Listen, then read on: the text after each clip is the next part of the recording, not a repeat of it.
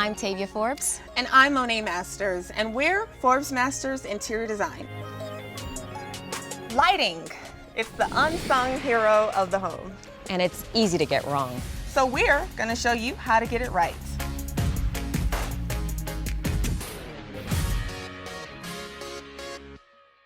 Lighting is one of those things that you might not walk into a room and notice if it's done right, but you'll definitely notice if it's done wrong. There's much more to lighting than just picking out stylish lamps and fixtures. Placement, size, wattage, fixture style, and temperature all influence the appearance and function of the room. So first, let's learn how to light your room, and then we'll show you how scale fits into that. The main types of lighting you'll find in a home are general lighting, accent lighting, or task lighting.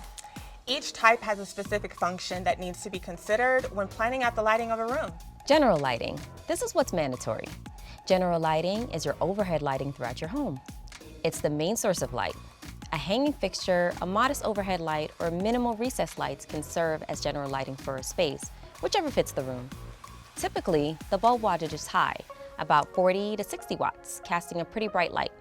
Unless it's a fixture with multiple globes, then consider 25 watts. Or else your space is going to be extremely bright. Task lighting is focused light, illuminating an area of importance.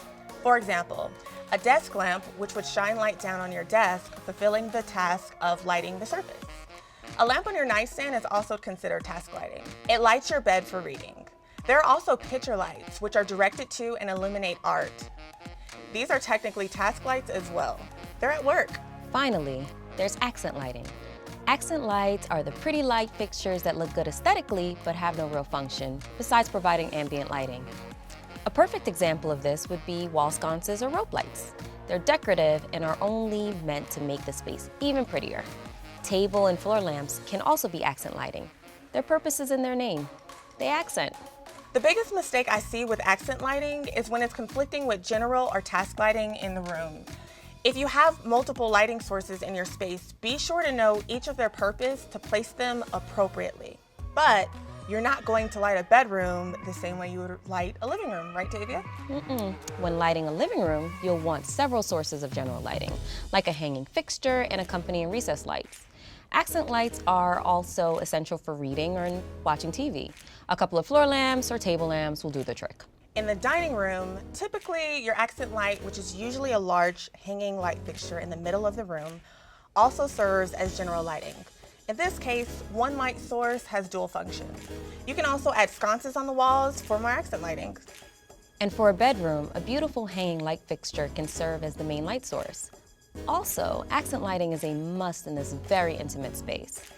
Bedside lamps are an easy solution, but you can take it a few steps further by installing hanging pendants or sconces above your nightstand. And don't forget light color. Light color literally refers to the color that the bulb is giving off when it's on. Soft white bulbs give a cozy yellowish light with a gentle feel that's best suited for bedrooms, living rooms, and dining rooms. This type of lighting is preferred by most designers. Daylight bulbs give off a bright bluish light similar to midday with a cloudless sky. This bright light can be great for bathrooms or kitchens, but not everyone likes the bluish light it produces, as it tends to be a bit harsh. Remember not to mix bulb colors throughout your home. When it comes to lighting, consistency is serenity. When designing a room, scale and proportion of your light fixture is important. Scale is making sure the items in the room fit the size of your space. The goal is to always accent and complement. When it comes to scale and lighting, the biggest mistake we see is the wrong size fixture hanging in a room. Exactly. When deciding on a hanging light fixture in your space, size and scale are key. Here's an easy formula anyone can use to determine the minimum size your light fixture should be.